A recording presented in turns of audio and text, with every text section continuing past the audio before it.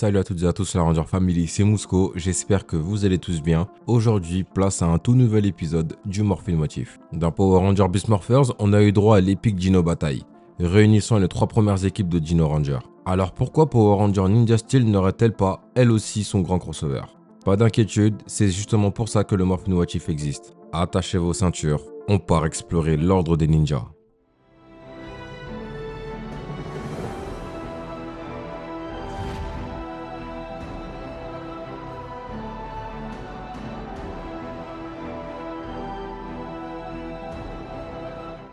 L'épisode débute avec Madame Odious, accompagnée d'un monstre redoutable nommé Dakarus. Ce dernier possède un pouvoir unique. Il peut projeter de fausses visions du futur dans l'esprit de ses victimes.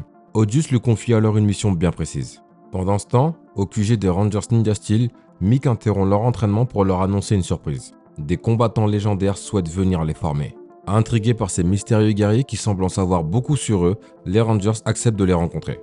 C'est alors que 2 figures mythiques apparaissent. Shane Clark, Ranger rouge des Power Rangers Force Cyclone et sensei de l'école secrète des ninjas, ainsi que Oriko, un vétéran venu d'Akitar, membre des légendaires Alien Rangers. Shane est heureux de rencontrer Brody. Lorsqu'il était encore un jeune ninja, il avait eu l'occasion de voir son père, Den Romeo, à l'œuvre, un élève brillant de l'école secrète des ninjas. Mick est ravi de rencontrer le sensei Clark, mais c'est surtout la présence d'Oriko qui le remplit d'admiration. Il en est un véritable fan. Lorsqu'il vivait encore dans la galaxie du Lion, sa planète avait été attaquée par le redoutable Hydro-Hog, un ennemi bien connu des Alien Rangers. Ce monstre était tristement célèbre pour transformer des planètes entières en déserts arides. Mais cette fois-là, les Alien Rangers étaient intervenus à temps et avaient contrecarré ses plans. Mick avait assisté en personne au sauvetage de sa planète, un souvenir qui l'a profondément marqué. Fait notable, Hydro-Hog avait même participé au tournoi des guerriers galactiques. Comme quoi, tout est lié. Bref, comme le dit si bien le sensei Clark, un bon ninja n'a jamais fini de s'entraîner. Passons aux choses sérieuses. Shane et Oriko réalisent une démonstration devant les Rangers. Une manière impressionnante de montrer ce dont sont capables ces 2 vétérans Rangers rouges.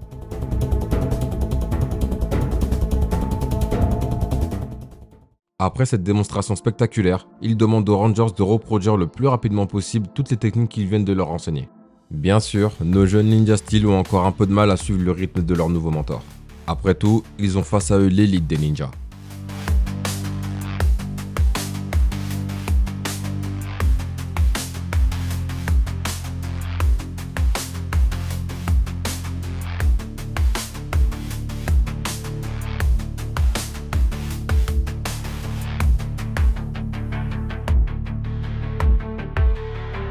Pendant ce temps, au loin, les Rangers sont discrètement observés par l'une des caméras mouches de Madame Odious. Celle-ci jubile. Tout se passe exactement comme elle l'avait prévu. Son plan, utiliser les pouvoirs de Dakarus sur Shane et Oriko. Grâce à sa capacité à projeter des fausses visions de l'avenir, Dakarus leur a montré la destruction des Alien Rangers, des Rangers Force Cyclone et surtout la mort de Brody.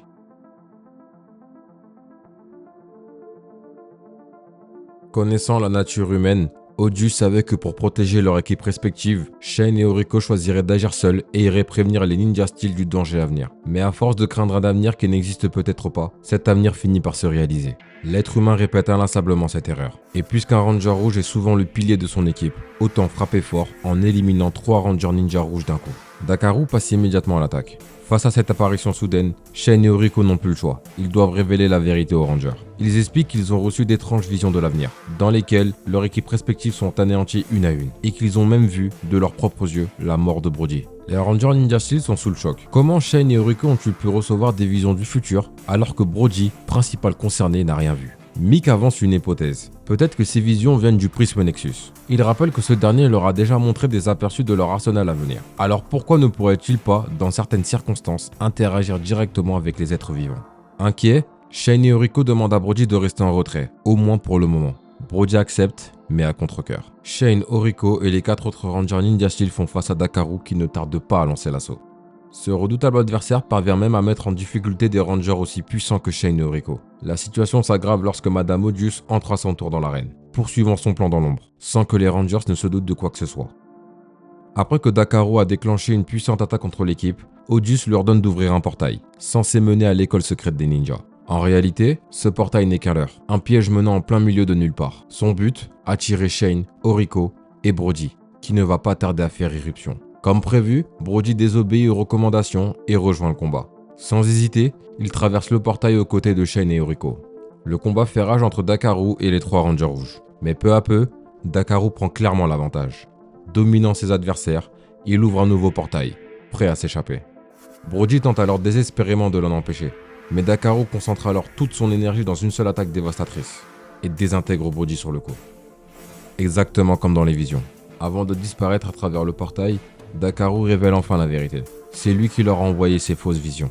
Il savait pertinemment que guidés par la peur et leurs émotions, il ferait les choix qui les mèneraient à cette issue tragique. Voilà comment Dakaru gagne toujours, en manipulant la peur et en laissant les humains créer eux-mêmes leur propre destin.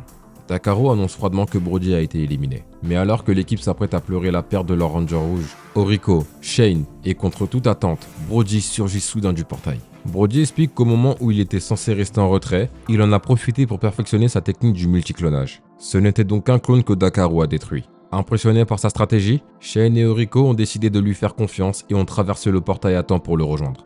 Informés des véritables intentions de Madame Odious grâce à Brody, les 3 Rangers rouges sont désormais unis et déterminés à en finir avec Dakaru une bonne fois pour toutes. Shane et Oriko dégainent leur morpheur et se transforment, suivis par les Rangers Ninja Steel. Un roll call épique retentit, la bataille finale de l'ordre des ninjas est sur le point de commencer.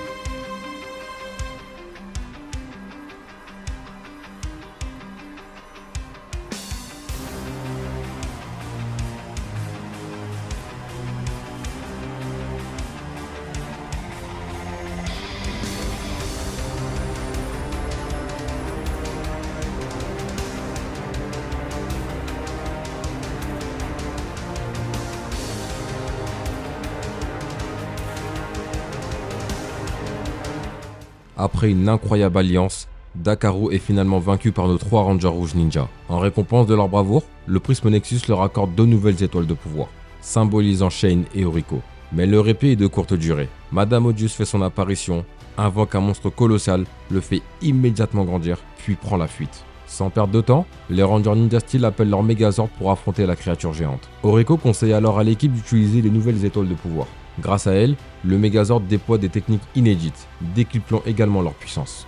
Dans une attaque finale spectaculaire, les Rangers infligent le coup de grâce au monstre. Victoire totale pour les Power Rangers Ninja Steel.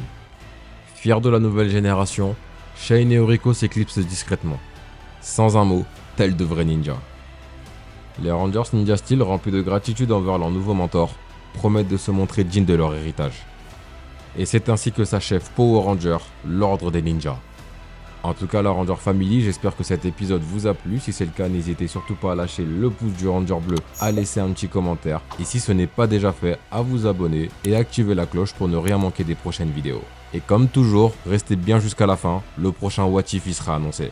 Et jusqu'à la prochaine fois, que le pouvoir vous protège. Toujours.